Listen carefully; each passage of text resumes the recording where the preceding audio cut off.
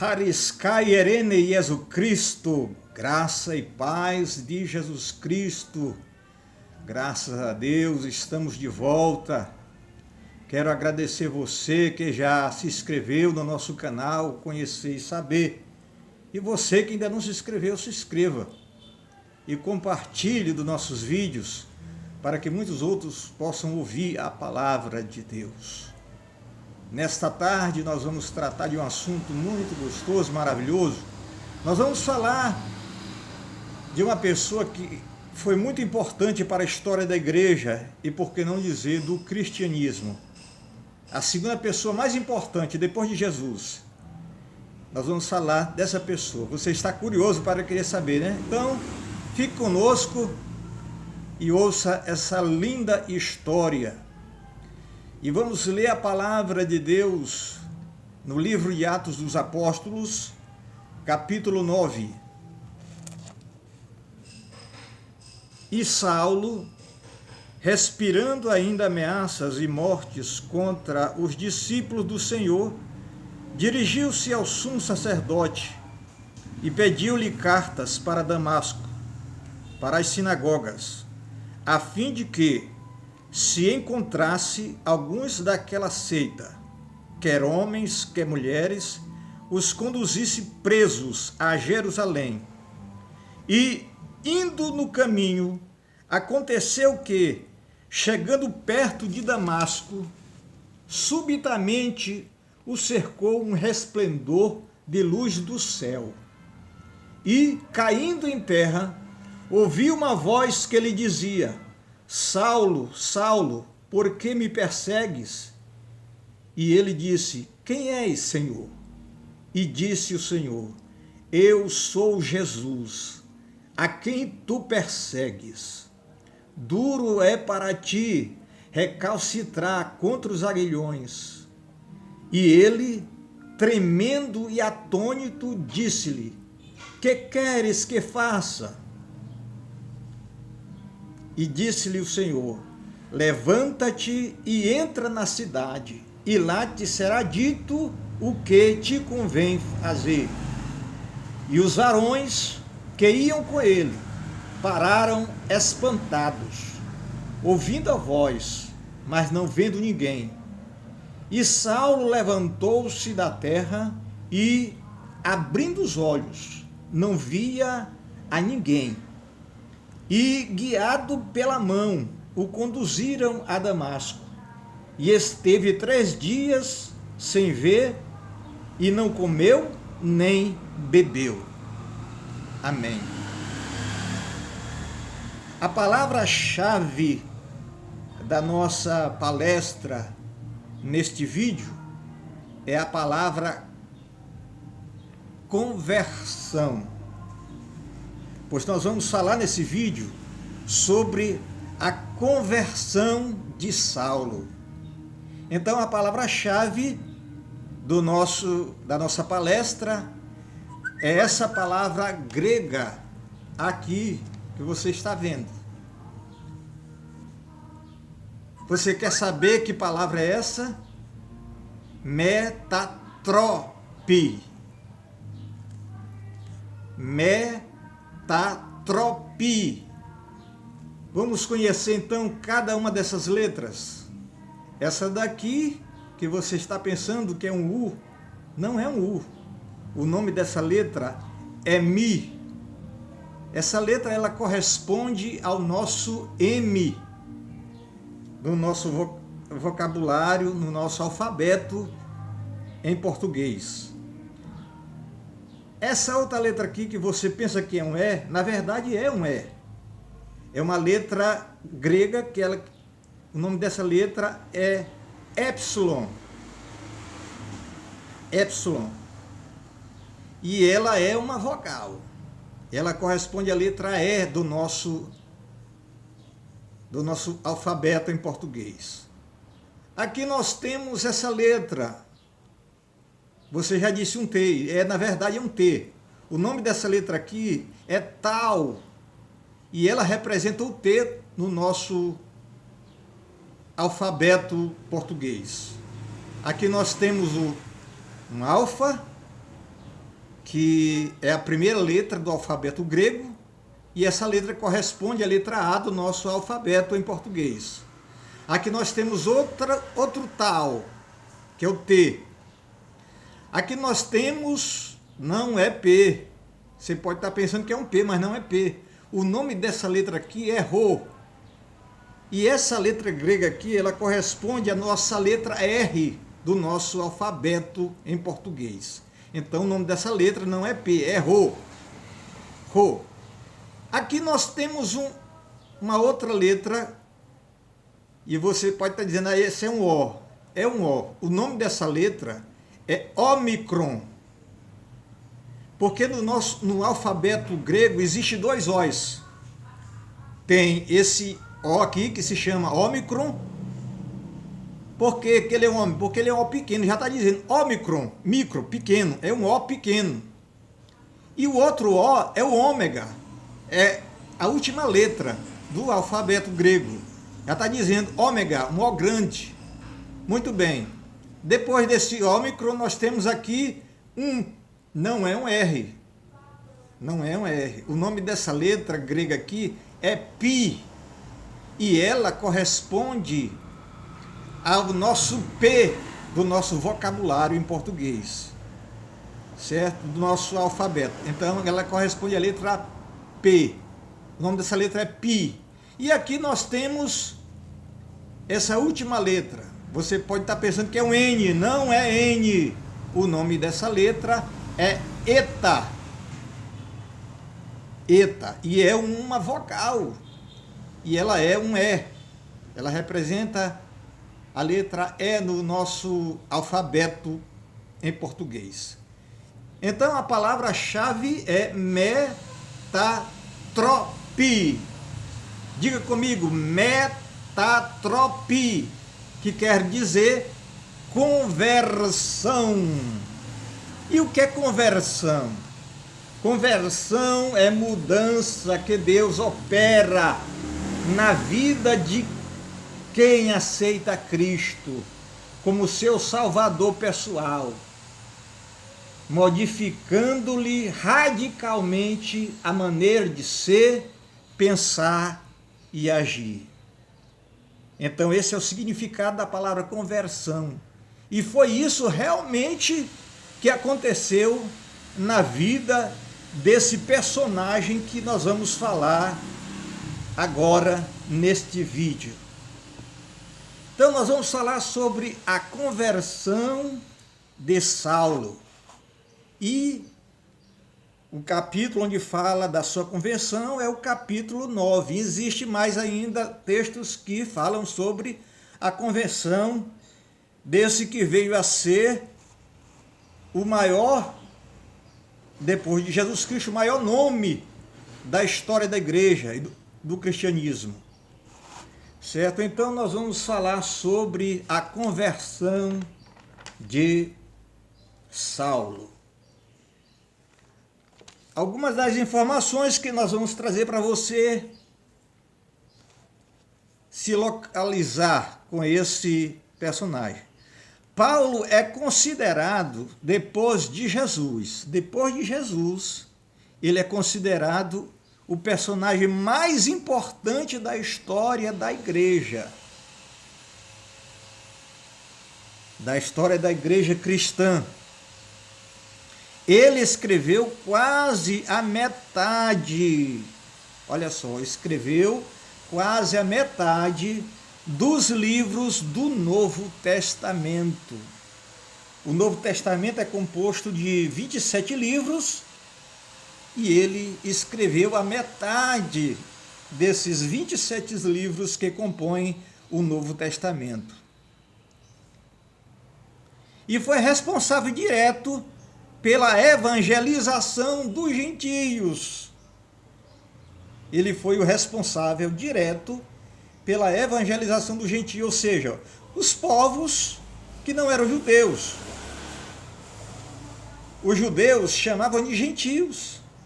Quem não era judeu era gentio. Era assim que os judeus chamavam, né, os povos que não eram judeus. Então ele foi o responsável direto pela evangelização dos gentios e foi conhecido como apóstolo dos gentios. Então, 17 dos 28 capítulos de Atos dos Apóstolos, 17 dos 28 capítulos de Atos dos Apóstolos, são dedicados à conversão e ministério do ministério do apóstolo dos gentios, que foi Paulo, né? Então veja como ele é importante. Então, nós sabemos mais coisas a respeito de Paulo do que dos demais outros apóstolos. Então, vamos começar falando sobre Tarso. Ele era conhecido como Saulo de Tarso. Na comunidade judaica, Paulo era conhecido por um nome bem conhecido, um nome hebreu bem conhecido, né, chamado Saulo, ou Saul. Quando Israel era uma monarquia, o primeiro rei da história de Israel foi Saul. E ele era da tribo de Benjamim. O nosso personagem também é da tribo de Benjamim. Então, ele provinha de uma família benjamita. Ele quem? Paulo, né? Saulo, ele provinha de uma família benjamita, que apesar de viver na diáspora, ou seja, no exílio, era muito fiel à tradição. Se você ler a carta que ele escreve aos Filipenses, você vai ver que ele era muito dedicado à tradição dos seus antepassados. Então, Paulo, vamos falar agora sobre a formação cultural de Saulo, de Paulo. Então ele foi instruído aos pés de Gamaliel. Gamaliel foi o professor do apóstolo Paulo, um grande rabino, e Paulo aprendeu aos pés desse grande rabino em Israel. Vamos falar agora da cidadania de Paulo. Ele era cidadão romano, natural de Tarso, na Sicília. Paulo tornara-se, por nascimento, cidadão de Roma. Então, como Tarso fazia parte da província romana e ele nasceu em Tarso, então, por nascimento, ele era cidadão romano.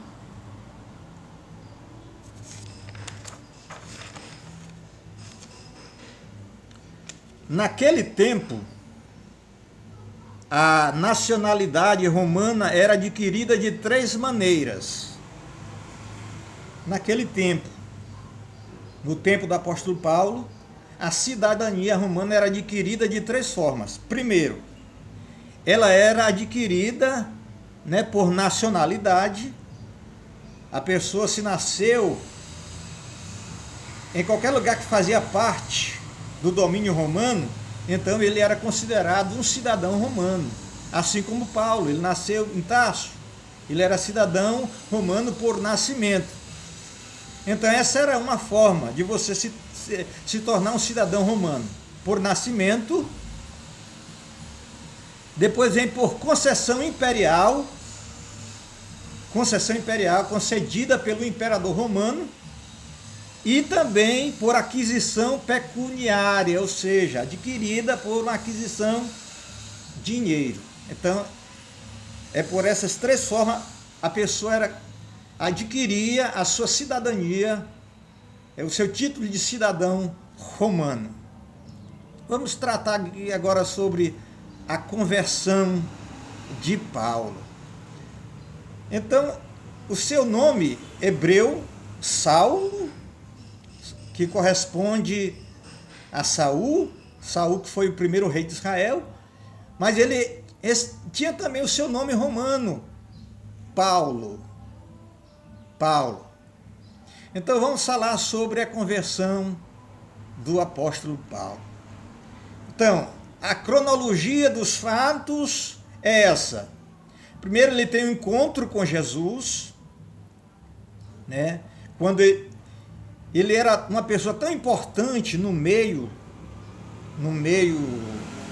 dos líderes religiosos, que recebeu permissão para prender os cristãos, né, para exercer essa tarefa de prender os cristãos em Damasco. Então ele estava se dirigindo para Damasco com carta de autorização para poder prender, levar preso os seguidores de Cristo. E nesse caminho que ele vai para Damasco, é que ele tem um encontro com Jesus. A Bíblia diz aqui, Lucas, narrando essa história, no capítulo 9, versículo 3, diz: e indo no caminho, já perto de Damasco, subitamente o cercou um resplendor do céu, um resplendor de luz do céu. E caindo em terra, ouviu uma voz que lhe dizia: Saulo, Saulo, por que me persegues? E ele disse: quem és, Senhor? E disse o Senhor: eu sou a Jesus a quem tu persegues. Duro é para ti recalcitrar contra os aguilhões. Então ele tem esse encontro com Jesus na estrada de Damasco. Então continua Jesus falando. E ele, Paulo, né, tremendo e atônito, disse: Senhor, que queres que faça? Veja que aqui, aquela pessoa dura,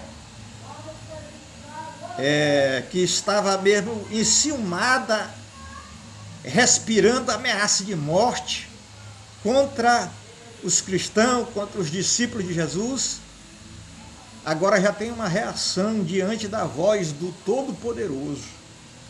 Ele diz: que queres que faça? Aqui ele já está reconhecendo o senhorio de Jesus e está se submetendo agora como servo. Que queres que faça? E disse-lhe o Senhor: levanta-te e entra na cidade, e lá te será dito o que te convém fazer. Então, ele teve esse encontro com Jesus na estrada de Damasco. Depois, a Bíblia diz, e nesse interim, nesse encontro que ele teve com Jesus, que ele se levanta, não consegue enxergar nada. Diz o historiador Lucas que ele é conduzido pelos homens, pelos varões que estavam com ele, na companhia dele. E quando ele chega na cidade, e ele não, nesses 3 dias, ele não viu, ele não bebeu nada e também não comeu nada. 3 dias sem comer, sem beber e sem ver, estava cego. Depois nós vemos Ananias visitando Paulo. Ananias ficou um pouco assustado quando ele também teve uma visão com o Senhor, dizendo para que ele fosse até Saulo, e ele já sabia da fama desse cidadão romano, desse Paulo, que vinha para prender os discípulos de Jesus. Então ele ficou temeroso. Mas aí o Senhor disse: não temas, porque ele agora será para mim um vaso. Então Ananias chega no local onde Paulo está hospedado e ali ora por Paulo, impõe as mãos sobre ele. Paulo é batizado e volta novamente a enxergar. Então, a terceira fase dessa história é que de perseguidor, ele passa agora a ser perseguido, porque houve uma mudança radical na sua vida. E nós vemos aqui que a palavra conversão é essa mudança radical, o pensamento. E Paulo estava agora pregando a palavra, causando assim o que? Uma confusão entre os judeus. Porque os judeus perguntavam: vem cá, não é esse homem que veio para cá com autorização para prender os seguidores dessa seita, a seita do Nazareno, vamos dizer assim? E agora ele está pregando. Então, Paulo causou uma perturbação, né, nos judeus, porque agora ele estava pregando a palavra. Que coisa maravilhosa! Paulo, agora de perseguidor, passou a ser perseguido. Por quê? Porque ele se tornou a segunda pessoa mais importante, depois de Cristo, para a história da igreja e o responsável direto pela evangelização dos gentios, ser chamado de apóstolo dos gentios, e escreveu metade dos 27 livros que compõem o Novo Testamento. Então, que coisa linda, que coisa maravilhosa. Aquele homem que perseguiu, que não queria aceitar de maneira nenhuma que mais uma seita judaica se levantasse.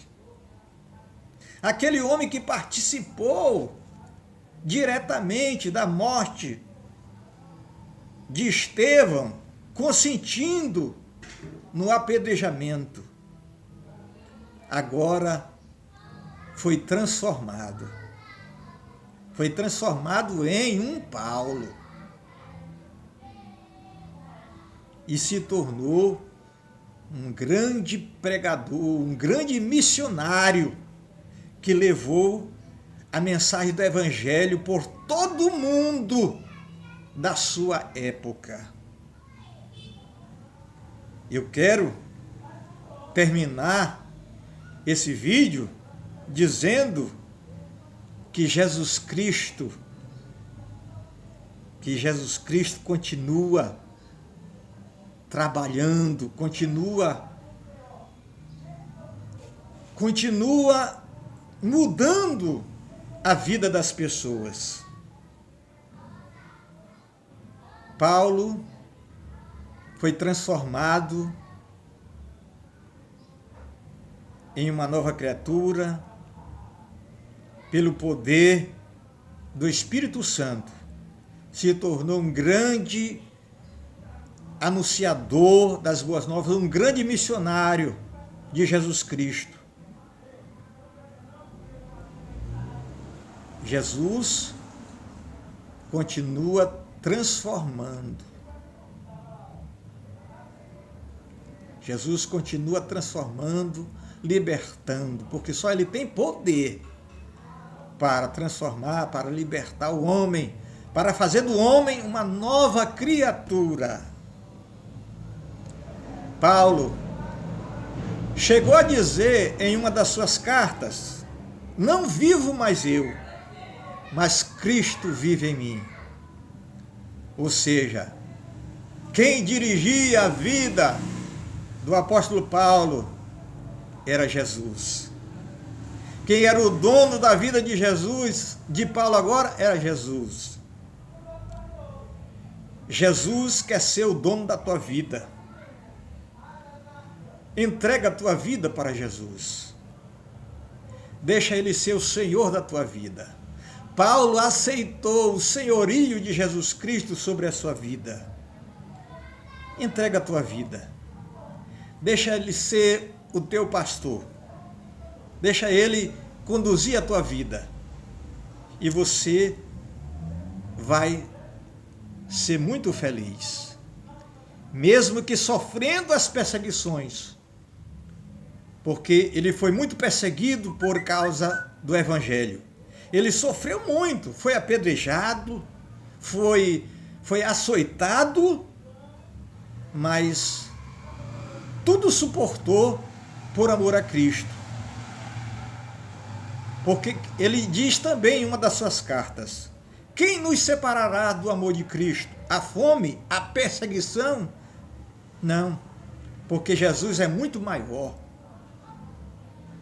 Jesus é muito maior do que o meu problema, do que o meu sofrimento. E ele permaneceu firme até o fim. Quando ele disse: combati o bom combate, acabei a carreira, guardei a fé.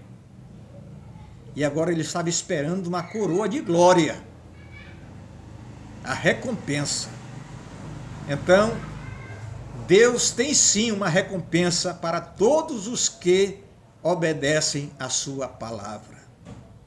Então, meu querido, você que ainda não teve encontro com Jesus, venha para Jesus. Só Ele tem poder para perdoar os teus pecados. Deus te abençoe. Saúde e paz.